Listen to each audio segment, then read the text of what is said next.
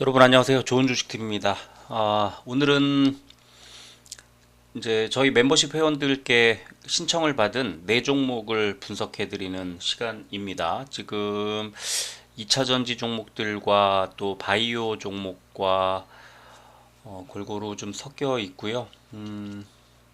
또 이제 바이오는 아닌데 그 위탁 연구를 또 하는 그 업체까지 이제 하나 포함이 돼서 지금 네 종목을 그 임상 시험을 맡아서 해주는 업체, 그 다음에 그 백신 개발과 이제 생산을 맡아서 하는 업체, 그리고 2차 전지 관련 업체 둘, 이렇게 이제 네 종목이 지금 오늘 대상 종목인데요. 분석 대상 종목인데요. 이 종목들이 지금은 시장에서 개인 투자자들이 가장 관심이 많은 분야의 종목이기도 하고, 또 최근에 이렇게 반등 우리 지수 자체가 이제 조금씩 반등을 하고 그러다 보니까 이제 이게 올라가는 건가 아니면은 여기서 다시 주저앉는 건가 이런 것들이 궁금하실 것 같아요. 일단 그 각 이제 종목별로 어떤 사업을 하고 있고, 또 이번 2분기 실적. 근데 또 아직까지 반기 보고서가 안 나온 종목도 있고 해서 조금 한계는 좀 있습니다. 그래서 그거 감안해 주시면 좋겠고요. 가장 먼저 이제 SK 바이오사이언스, 뭐 바이오 대장주는 아니지만 바이오 대형주죠. 지금 빅3죠, 사실. 코스피 바이오의 빅3, 셀트리온, 삼성 바이오로직스, SK 바이오사이언스인데 백신 만드는 회사예요. 백신을 만드는 회사고 개발하는 회사고, 또 백신 그 다른 회사가 만든 이제 백신을 위탁 생산하는 업체이기도 합니다. 그래서 지금 현재 이제 SK 바이오사이언스는 그 미국의 노바백스가 백신 후보 물질을 개발한 것을 이제 위탁 개발 생산하는 그런 계약을 이제 했기 때문에 노바백스와 또 주가가 연동되는 그런 상황이기도 합니다.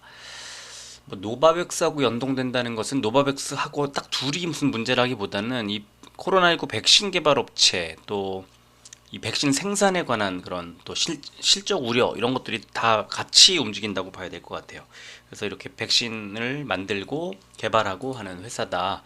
그래서 어떤 제품들이 있나 봤더니 스카이셀 플루라고 하는 세계 최초로 소아용 상용화에 성공한 세포배양 독감 백신, 그 다음에 성인용으로는 국내 최초, 소아용으로는 세계 최초라고 소개가 돼 있고, 스카이 조스터, 국내 최초고 세계에서 두 번째로 상용화에 성공한 대상포진 백신이고, 그리고 세 번째로는 스카이 바리셀라, 네 번째로 상업화에 성공한 수두 백신이고, 그 다음에 앱스틸라, 세계 최초의 단일 사슬형 분자 구조를 가진 A형 혈우병 치료제, 이렇게 이제 네 가지 제품을 주로 생산해내고 있습니다. 그리고 또 하나는 이제 CDMO, CMO 사업을 하는데, 이제 위탁 개발 계약을 맺어서 아스트라제네카의 코로나19 백신, 그 다음에 노바백스가 개발한 코로나19 백신, 이거를 이제 계약을 해서 지금 생산하고 있는 그런 상황이고요. 뭐 아시아가 아니라 이제 글로벌 기업의 백신과 바이오 의약품 CDMO까지 범위를 확대할 생각이다, 이렇게 계획도 마련을 해놓고 있습니다. 유형별 매출 유형별 실적 보면은 거의 대부분이 CDMO 또는 CMO에서 그 코로나19 백신의 위탁 생산에서 나오고 있습니다. 89%가 CDMO 또는 CMO에서 나오고 있고, 뭐 백신을 만들어내는 제품 코로나19 백신에서 10% 수익이 나오고 있고, 나머지는 기타로 분류해도 될 것 같습니다. 그리고 이제 신규 사업 내용을 보니까 예방용 백신 파이프라인과 신규 바이오 플랫폼을 확대하겠다. 그다음에 CDMO와 CMO 사업을 더 다양하게 하겠다, 이렇게 이제 소개를 해놨고요. 실적을 보니까 2분기에 매출액이 1,446억 원으로 6억 원이었던 지난해에 비해서 좀 줄었어요. 1,382억 원으로 줄었고요. 반기까지 누적 매출도 2,253억 원으로 2,573억 원이었던 작년 반기에 비해서 좀 줄었습니다. 영업이익은 611억 원으로 661억 원, 작년에 비해서 좀 줄었다. 그러니까 전체적으로 수익이 또 이익이 줄었다, 이렇게 볼 수 있고요. 현금 흐름을 보면 작년에 2분기 때 1,404억 원을 창출해 냈었는데 올해 반기에는 마이너스 1,786억 원으로 완전히 바뀌었죠. 거의 뭐 3천억 원 차이가 날 정도로. 그래서 지금 영업 활동으로 인한 자산 부채의 변동이 1217억 원에서 1753억 원 마이너스로 바뀌었고, 또 법인세 57억 원에 불과했던 법인세가 1007억 원으로 20배 늘어났죠. 그래서 영업 활동으로 인한 현금 흐름이 굉장히 크게 마이너스로 바뀌었다. 그리고 투자 활동을 보면은 투자를 하지 못하고 있는 거죠. 투자 활동이 플러스라는 것은 투자를 하지 못하고 있다는 거. 유형자산에 뭐 투자 유형자산 취득을 보면 543억 원이 이제 쓰였습니다. 그래서 146억 원에 작년에 쓰였던 것에 비해서 훨씬 더 많이 뭔가 생산 라인을 늘리고 했는데, 다른 이제 금융상품, 그다음에 단기 장기 금융상품들이 많이 줄었네요. 2,460, 한 2,500억 정도가 이제 줄었습니다. 역시나 그 이제 어떤 금융상품들을 줄이는 그런 상황. 그래서 최근에 이제 바이오 그룹들의 그 리스크 관리의 하나가 아니었을까 싶고요. 그 다음에 재무활동 현금 흐름도 보면은 단기 차입금의 차입, 그러니까 1년 안에 갚아야 하는 차입금을 437억 원, 작년에 없었는데 급히 이제 돈을 마련할 수밖에 없었다, 그런 구조였다. 그러니까 영업 활동으로 돈을 만들어내지 못하면서 투자도 줄일 수밖에 없었고, 그 다음에 차입을 할 수밖에 없는 그런 구조였다, 이렇게 보면 될 것 같고요. 재무 상태를 보니까 그 원인이 매출 채권, 그러니까 매출액이 발생을 했는데 실제로 돈이 들어오지 않은, 그게 작년 480억에서 올해 800, 거의 900억 정도니까 2배가 늘었고요. 재고가 1350억에서 1700억 원으로 350억 원 정도가 늘었다. 그러고 보니까 대체로 그 매출 채권과 재고 자산이 크게 늘면서 그 안 좋았던 그런 흐름이 이제 아주 그 본격적으로 나타났다, 뭐 이렇게 볼 수 있을 것 같고요. 파생 상품 금융 자산 이런 것들도 많이 늘었네요. 그리고 부채를 보니까 유동 부채는 좀 줄었죠. 그러니까 유동 부채를 좀 줄인 거예요. 단기 차입금이 근데 많이 늘었잖아요. 116억 원에서 530억 원으로. 그러니까 급하게 메울 수밖에 없었어요. 돈을. 그리고 유동성 사채 뭐 등등이 다 늘었습니다. 그래서 부채가 이제 전체적으로는 줄었습니다만 단기적으로, 그러니까 단기적으로 이제 갚아야 하는 부채라든가 뭐 리스 부채 같은 것도 87억에서 2배, 185억 원으로 늘었고, 이런 등등으로 성질이 조금 안 좋은 그런 부채가 좀 늘지 않았나, 이렇게 생각을 합니다. 그리고 소송이 뭐 큰 건 아닌데, 그 화이자가 이제 제기한 2020년에 제기한 소송이 3억 원짜리 소송이 하나 진행되고 있다, 이렇게 공시가 나와 있고요. 지금 SK바이오사이언스는 이렇게 홈페이지 가보면은, 홈페이지가 아니라 이 그 공시 자료를 가보면은 무슨 여러 가지 그 임상시험 계획을 신청하고 뭐 허가하고 이런 공시가 굉장히 많이 붙어 있어요. 그래서 활발하게 활동을 하고 있는 것은 맞다, 그렇게 생각을 하고요. 특히 이제 최근에 3분기 들어가지고 그런 게 굉장히 많아지고 있습니다. 자, 그래서 수급을 보니까 최근 한 달 동안에 개인만 계속 사고 있구나. 25만 주를 개인이 사고 있고요. 외국인 기관이 최근 3일 동안 사다가 금요일 날 팔았습니다. 그래서 지금 한 달 전 12만 원대, 8월 초에 13만 원대까지 갔던 주가가 11만 4천 원까지 다시 내려와 있는 상태고요. 시간에 보니까 1.75% 2,000원이 올랐습니다. 많이 올랐네 하고 뭐 때문에 올랐을까 하고 봤더니 SK 바이오사이언스가 국산 1호 코로나 백신이 국가 출하 승인, 그래서 다음 달에 61만 회분이 시중에 유통된다, 이런 기사가 27일 오후에 나왔습니다. 그래서 이제 그 시간 내에서 SK 바이오사이언스가 많이 올랐는데 지금 호재죠. 상당히 호재죠. 지금 그 백신 개발하고 있는 회사가 그 백신이 이제 성공해서 국가로부터 출하 승인을 받았다는 거니까 61만 회, 이 정도면은 얼마가 될까요? 뭐 어쨌든 3분기 실적에 상당히 도움이 될 그런 호재가 하나 나와서 지금 시간회가 좀 올라갔는데, 문제가 이제 지금 이제 미국에서 시작된 이 금융 위기가 아니죠. 이 그러니까 금리 인상 우려 이런 것들 때문에 이제 시장이 좀 무너질 가능성이 있어서 이런 것들이 어느 정도나 시장에서 받아들여질까, 그거는 좀 궁금합니다. 그래서 일봉 차트를 보면은 작년 9월에 34만 2천 원까지 갔던 주가가 6월 23일 날 9만 5,100원까지 떨어졌습니다. 거의 4분의 1 토막이 났다가 조금 올라가는 듯 했는데 다시 빠져서 지금 11만 원대까지 밀려 내려와 있습니다. 정확히 고점 대비해서 3분의 1 토막이 딱 나 있는 상태. 한 70% 정도의 그 손실이 나 있는 그런 상황입니다. 자, 근데 뭐 코로나 백신을 만드는 회사다 보니까 2021년, 그러니까 코로나 환자가 줄기 시작하고 백신, 해외에서 백신이 들어와서 뭐 화이자나 모더나나 지금 다 우리 백신 세 차례 네 차례씩 다 이제 맞았지 않습니까? 그러니까 이런 우리나라에서 순수 국내 이제 기술로 개발하는 회사들은 상대적으로 좀 주가가 빠질 수밖에 없죠.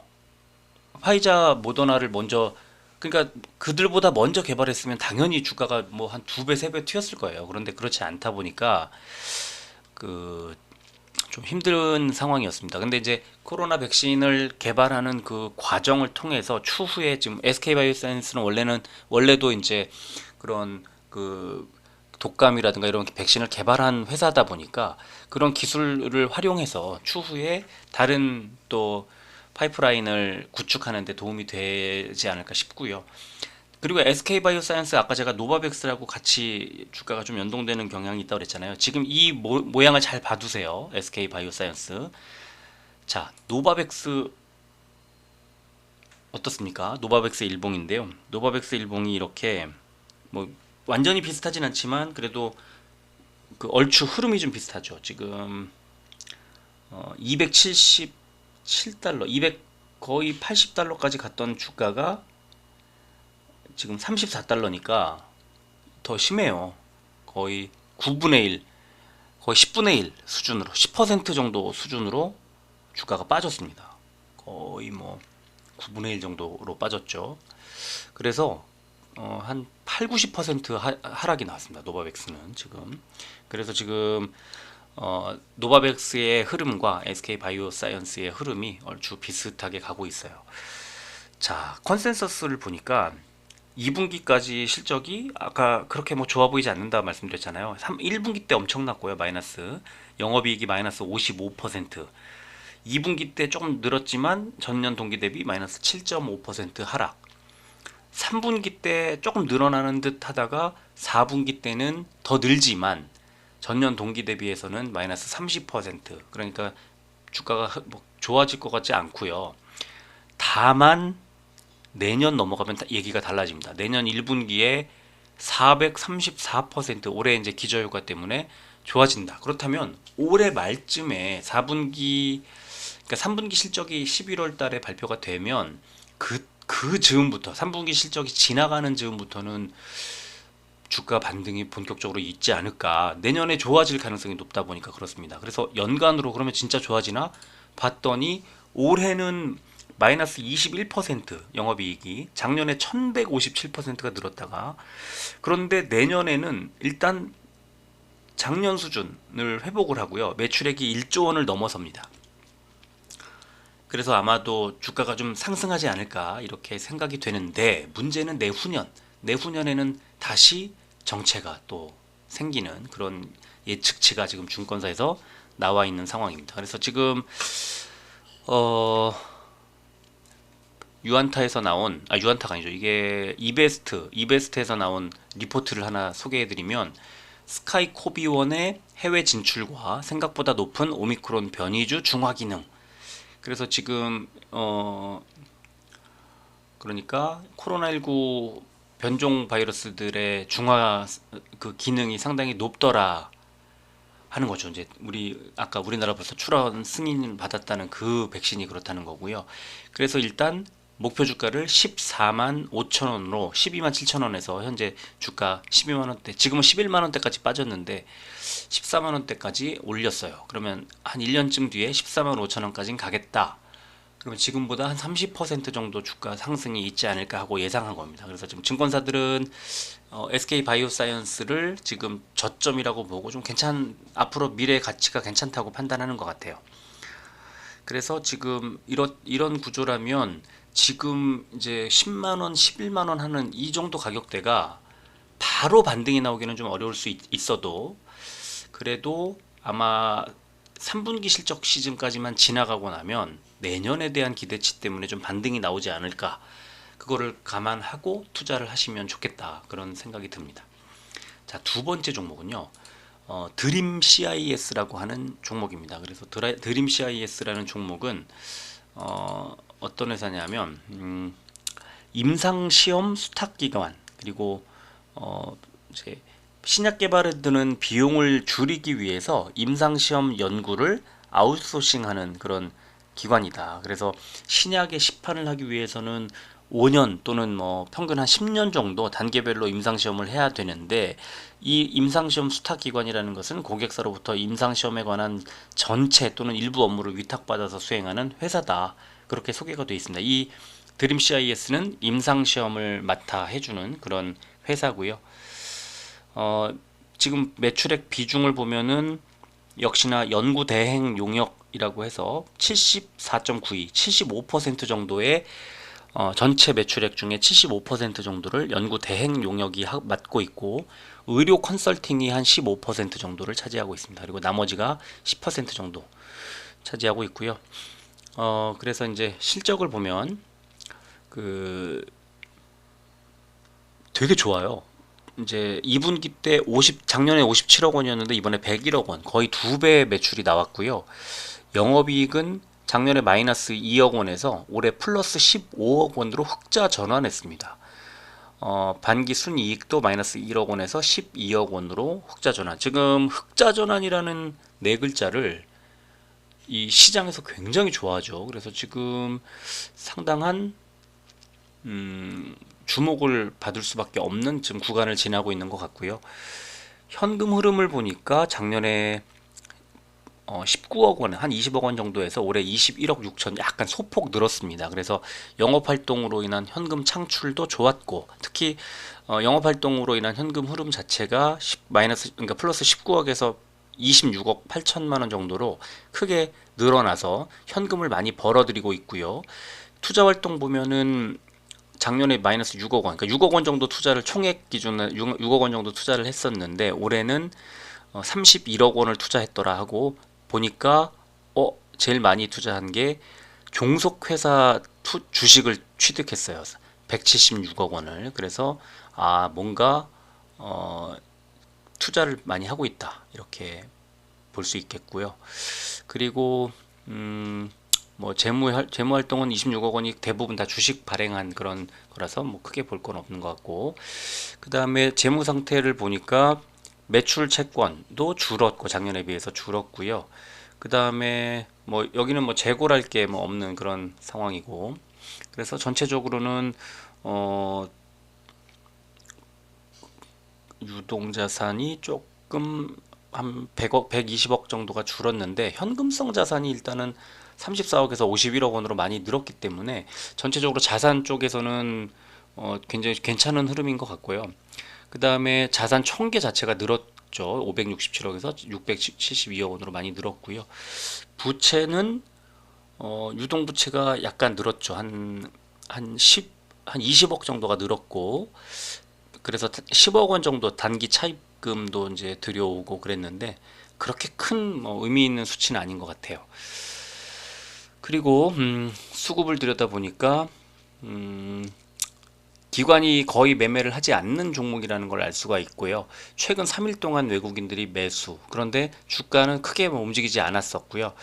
8월 지난주에 지지난주부터 지난주 초반 중반까지 주가가 좀 많이 빠졌네요. 14,400원에서 12,650원까지 빠졌으니까 일단은 외국인 매도가 나오면서 주가가 흘러내렸고요.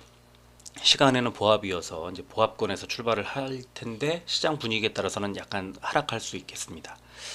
그래서 일봉 차트를 보면은 크게 튀거나 빠지거나 그렇지는 않는데 작년 11월 이후에 계속해서 저점을 높여가면서 꾸준히 올라가고 있고 마침 이제 241선 부근에서 지금 하나 둘 3일 동안 241선 부근에서 아랫꼬리 끝이 241선에 닿으면 반등, 닿으면 반등 이렇게 241선의 지지가 나오고 있습니다. 그래서 지금 제가 볼 때는 실적도 좋고 그래서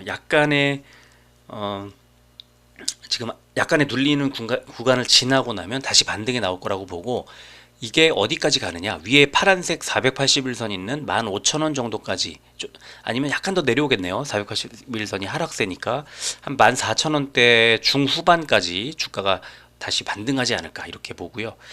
주봉을 보면 상장한 이후에 2020년에 상장한 이후에 많이 빠졌죠. 사실 주가가 4분의 1 토막이 났었어요. 그런데 2022년에 2월부터 반등하기 시작한 아까 그 이제 바닥 찍고 이제 바닥에서부터 저점을 높여가고 있다고 하는 그래서 지금 실제로 저점을 계속 높여가면서 반등이 나오고 있는 구간이다. 그렇게 보시면 될 것 같습니다. 그래서 지금 현재 이 단기적인 하락세 요 구간만 지나면 다시 괜찮은 흐름으로 이어질 가능성이 높다고 보고요. 딱 하나 이제 드림 CIS가 그 11월 21일 날 이제 많은 양의 보호 예수 물량이 이제 좀 풀립니다. 그래서 11월 21일 날 그래서 이 11월 21일이라는 이 시간만큼은 조금 기억해 두자. 이게 내년 4월에도 한 차례 있지만 그거는 크게 걱정할 필요 없는 정도의 수량이고요. 올해 11월 21일까지는 이 드림 CIS의 보호 예수 물량이 풀리는 타이밍이기 때문에 약간은 급등하기는 좀 어렵다. 이 구간이 지나가야 되고 이게 풀려서 어느 정도 안정이 돼야 되는 그런 상황으로 간다. 이렇게 말씀을 드리겠습니다. 자, 세 번째 종목은 원준인데요. 원준은 이제 최근에 이제 좀 좋은 흐름이 나오고 그랬었는데 이게 아직 그 반기 보고서가 안 나왔어요. 이렇게 공시 자료 보시면 반기 보고서가 안 나왔고 1분기 때도 예정보다 보름 정도 지난 5월 30일 날 보고서가 나와서 아마 반기 보고서가 이제 8월 말에 나올 것 같은 그런 생각이 드는데요. 그래서 실적을 이제 이 반기 보고서 통해서 보지는 못했고 1분기 보고서를 가지고 이제 그 사업이랑 어떤 사업을 하는지를 보면 2차 전지 그 회사들 특히 양극재, 음극재를 생산하는 소재 업체들의 이제 맞춤형 제품 개발 그리고 생산 공정 솔루션, 설비 솔루션 이런 것들을 이제 전해주는 그리고 열처리 소성로 장비를 제공해주는 그런 회사입니다. 이게 지금 이제 여러 가지 이제 사업들을 하고 있고 할 계획인데 2차 전지 양극재, 음극재 회사들의 어떤 설비를 지원해주는 그런 회사고요. 이렇게 그 원준의 회사 연혁을 보면은 익숙한 그 이름이 많이 나옵니다. 이제 예를 들면은 원준이라는 회사 자체가 2008년에 이제 설립을 해서 2008년 그 해에 바로 포스코 협력업체 등록을 하고 또 삼성전기 협력업체 뭐 등등을 쭉 가다가 포스코의 양극재 투자 사업의 소성로 공급자로 선정됩니다. 2013년에. 그리고 2016년에 에코프로 BM의 양극재 소성로 공급자로 선정이 되고 또 2018년에 포스코 케미칼의 양극재 소성로 지정이 됩니다. 그래서 지금 포스코 케미칼과 에코프로 BM과 다양한 사업을 하는 회사다 이렇게 볼 수 있을 것 같고요. 제품을 보면은 이렇게 이제 이렇게 생긴 제품을 납품을 하는 거고, 이게 2차전지 양극재의 열 처리에 쓰이는 RHK라는 것과 또 음극재 열 처리에도 쓰이는 PK라는 것 두 가지로 나뉘고, 그다음에 2차 아래쪽에 공정 설비 엔지니어링이라는 것도 같이 하고 있다. 그렇게 돼 있고요. 그다음에 이제 신규 사업을 보면은 세 가지인데, 전고체 전지 열 처리 솔루션이라고 하는 신규 사업을 지금 추진하고 있고, 그 다음에 두 번째가 탄소 섬유 열 처리 솔루션 이렇게 또 돼 있습니다. 세 번째가 폐 배터리 리사이클링 솔루션. 그러니까 최근에 지금 핫한 2차전지 업체지만 여기에 폐 배터리 재활용을 하려고 하는 신규 사업을 지금 활발하게 논의하고 있다. 그래서 앞으로 또 한 번 더 주목받을 모멘텀이 또 나오지 않을까 싶습니다. 반기 보고서가 없어서 이제 지난주에 나온 유한타증권에서 나온 이 리포트를 보면은 이거 나오면서 또 이제 주가가 팍 튀었었죠. 그래서 2차전지 소재 성장, 소성 장비도 함께 이런 제목으로 2차전지의 양음극재용 소성로 전문 업체다 이렇게 돼 있고, 최대 고객사의 공격적인 캐파 증설 이어지며 수주 잔고 지속 증가. 최대 고객사가 누굴까요? 포스코 케미컬이거든요. 그래서 여기 최대 공급사라는 그 이제 회사, 그러니까 이 지금 회사가 그 포스코 케미칼이라고 여기 리포트에 나왔는데, 사실 이제 이런 식으로 지금 보시면 그 원준의 1분기 보고서에도 나오는데 A사 92.91% 이게 바로 포스코 케미칼이에요. 그리고 아마 B사가 에코프로비엠일 겁니다. 그래서 지금 이 보고서에는 A사, B사 이렇게 이제 익명으로 처리가 돼 있는데, 리포트에는 최대 고객사 포스코 케미칼의 이제 수주 잔고가 늘어나고 있다 이렇게 나와 있고요. 실리콘계 음극재 소성 장비 시장의 선점 효과를 기대한다. 또 이런 내용이 나와 있고, 그래서 매출액이 전년 동기 대비 134% 올해, 그리고 영업이익은 143%가 늘어날 것으로 전망이 된다. 이런 리포트가 나왔습니다. 그래서 그럼 투자 포인트가 뭐야 하고 원준의 그 리포트 투자 포인트 1. 최대 고객사의 캐파 증설 이어지며 수주 지속 증가하면서 포스코 케미칼의 공격적인 증설 계획 때문에 계속해서 수주가 늘어나고 있다. 그게 첫 번째 투자 포인트고요. 두 번째가 실리콘계 음극재 소성 장비 시장의 선점 효과가 기대된다 하는 내용으로 이렇게 다양하게 나와 있습니다. 그래서 실적 추이를 보니까 2022년도에 매출액이 1,454억 원, 작년에 2배 넘게 올라가죠. 영업이익은 257억 원, 역시 2배 넘게 올라갑니다. 그래서 지금 아주 좋은 그 실적을 보여줄 것으로 예상이 되고, 내년에 어떨까? 내년은요, 올해보다 훨씬 더 역시나 높은 2246억 원의 매출액과 463억 원의 영업이익이 예상돼서 그냥 꾸준히 계속 실적은 좋아질 가능성이 높은 그런 회사입니다. 자, 수급 볼까요? 수급을 보면 최근 한 달 동안에 개인 매수가 15만 주가량 이어지고 있고, 외국인이 거의 29만 주 넘게 팔았습니다. 최근 3일 동안 일단 주가가 좀 많이 올랐는데 기관이 계속 사주고 있어서 그런 것 같습니다.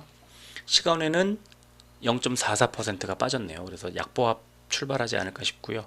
일봉 차트를 보면은 작년이 아니죠. 4, 5, 6월 달에 6월달 이후에 계속 하락하고 있습니다. 그래서 5만 원대까지 올라갔다가 지금 2만 원, 3만 원, 그죠? 3만 원대 초반까지 밀렸었으니까 거의 한 40%, 30% 이상의 그 마이너스가 이제 있었고요. 그리고 다시 이제 반등을 지금 하기 시작해서 화살표, 이게 동그라미 밑에 쳐진 빨간색 동그라미 보시면 RSI 과매도 구간에 상장 이후 처음으로 들어갔는데, 그 구간에서 매수했다면 바로 24일 날 반등이 나오는 타이밍이었습니다. 그리고 지금 초록색 동그라미 쳐놓은 이유는 노란색 21선에서 눌리는 모습이 살짝 나오고 있어서 지금은 주가가 조금 빠질 가능성이 좀 있다 이렇게 볼 수 있겠습니다. 그래서 원주는 실적만 놓고 보면은 계속 좋아질 수밖에 없다. 그래서 주가가 어느 정도 빠지면 계속 매집을 해도 괜찮지 않을까 이렇게 생각을 합니다. 자, 마지막 회사, 마지막 종목 CIS입니다. 역시 2차전지 전국 공정 설비 사업을 하는 회사고, 종속 회사인 CI 솔리드가 황화물계 고체 전해질 사업, 전고체 전지 제조 장비 사업, 이 2차전지하고 관련된 이제 사업을 하는 그런 회사입니다. 자, 제품을 보니까 역시나 뭐 여러 테이프, 라미네이터 뭐 등등 해서 쭉 캘린더 뭐 등등 쭉 있는데, 용도가 다 2차전지 관련된 그런 용도들이고요. 특히 캘린더, 롤프레스라고 하는 캘린더 68.58%의 매출 비율, 거의 70%의 매출 비중을 차지하고 있고요. 어, 뭐 다른 것들도 거의 맨 아래에 있는 이제 쿼터라고 하는 거 12.21 뭐 많이 있지만, 캘린더라는 것을 많이 생산하는 그런 회사입니다. 돈을 잘 버나 봤더니 709억 원 정도 매출액이 나왔었는데 작년에, 올해 328억 원으로 많이 떨어졌습니다. 거의 한 45% 절반 이하로 뚝 떨어졌고요. 영업이익 118억 원 작년에 나왔었는데 올해 73억 원으로 역시 뚝 떨어졌습니다. 2차전지가 굉장히 좋은 흐름 속에서 실적이 좀 안 좋게 나온 그런 종목이네요. 그리고 영업활동 흐름을 보니까 작년에도 안 좋았고 이번에도 안 좋은, 그러니까 그냥 원래 영업활동으로 현금 흐름을 만들어내기가 좀 어려운, 버거운 그런 회사인가 보다 하고, 굉장히 복잡하고 다양한 내용들이 나와 있는데 가장 큰 것들, 크게 달라진 것들만 V 표시를 해놨는데요. 법인세 비용이 3배 늘었고요. 32억 원으로. 그 다음에 판매 보증 충당 부채 전입액이라는 것이 3억 원에서 13억 원으로 4배 늘었고요. 그 다음에 파생 상품의 평가 이익, 파생 상품이라는 것의 평가 손실이 65억 5천만 원이나 나왔고요. 그 다음에 외화 환산도 좀 늘었습니다. 3배 정도 늘었습니다. 그래서 전체적으로 영업활동으로 인한 현금 흐름이 안 좋았고, 그 다음에 투자 활동도 보니까 단기 손익 인식 금융자산의 취득, 이 취득이 마이너스 가로 쳐져 있으니까 이제 처분한 거죠. 그게 390억 원이고요. 유형 자산도 유형 자산을 취득하는 데 돈이 아니 처분한 게 아니죠. 금융 자산을 사들이면서 돈이 나간 거죠. 그래서 금융 자산을 389억 원짜리를 뭔가를 사들인 거고, 그 다음에 유형 자산도 86억 원을 들여서 유형 자산을 뭐 생산 시설이라든가 공장이라든가 이런 것들을 지은 거고요. 종속기업에서 유상증자 50억 원 정도를 하는 바람에 이제 재무활동 현금 흐름이 플러스로 돌아선 그런 케이스입니다. 그래서 재무 상태표를 보니까 역시 똑같이 아까 현금 흐름표에 나온 거랑 같이 나오죠. 단기 손익 인식 금융자산이 80억에서 133억 원으로 좀 늘었고요. 그 다음에 매출 채권, 그러니까 매출이 발생을 했는데 다음에 준다고 하는 약속을 하는 그런, 아직 매출로는 잡혔으나 돈이 들어오지 않은 게 30억 원 정도 됩니다. 그리고 재고 자산이 1,105억 원에서 1,522억 원으로 420억 원 정도가 늘었어요. 재고가 많이 늘었습니다. 한 40% 정도 늘었습니다.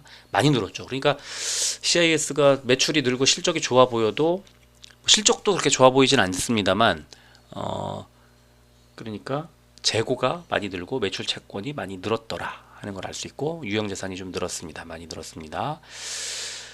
부채가 역시 늘었죠. 1215억에서 1494, 거의 1500억 원으로 늘었고요. 유동부채가, 비유동부채도 늘었습니다. 그러니까 단기 장기 다 늘었다는 거예요. 그리고 다른 것 부채 총계도 좀 늘었고 320억 정도가 늘었죠. 그래서 아까 나왔던 뭐 파생 상품 부채 이런 것들을 보니까 345억에서 370억 정도로 이제 좀 늘어났고요. 그죠? 늘어났다는 거 알 수가 있고요. 이게 주석을 들여다봤더니 또 하나 특징적인 게 뭐냐 하면은, CIS가 보면은 급여가 5억 2천에서 8억 3천, 이제 반기까지 누계가 9억 원에서 15억 원으로 뭐 많이 늘었어요. 퇴직급여도 좀 늘었고, 그쵸? 복리후생비도 늘었고, 전체적으로 여비 교통비 4억 얼마에서 9억 얼마로 늘었고, 그러니까 판관비가, 이게 지금 판관비 현황 주석에서 본 건데요.